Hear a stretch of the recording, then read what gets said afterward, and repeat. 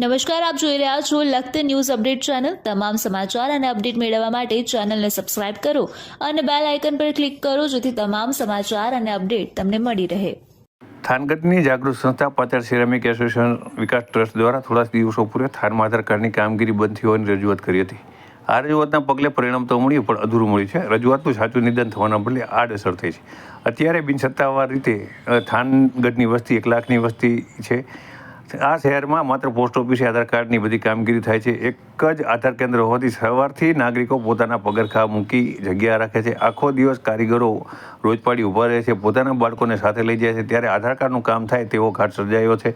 આ અંગે થાનગઢના જાણીતા વેપારી ધર્મેશભાઈ દવેના જણાવ્યા અનુસાર અત્યારે પોસ્ટ ઓફિસના કામકાજ સિવાય આધાર કાર્ડનું કામ વધી ગયું છે। જો આ જ રીતે વધુ સમય પસાર થશે તો પોસ્ટ ઓફિસના કામકાજની પરિસ્થિતિ વધુ વસણી જશે, પોસ્ટના કામ અટકી જશે અને આધાર કાર્ડના કામ થશે। આથી પાછળ સિરામિક એસોસિએશન વિકાસ ટ્રસ્ટની રજૂઆત છે કે પોસ્ટ ઓફિસ, SBI અને મામલતદાર ઓફિસ એમ 3 સ્થળે એક જ સાથે આધાર કાર્ડ કેન્દ્ર થવા જોઈએ અને આધાર કાર્ડની બધી જ કામગીરી એક સાથે 3 કેન્દ્રોમાં શરૂ થવી જોઈએ, એવી વ્યવસ્થા ગોઠવી આપવી જોઈએ।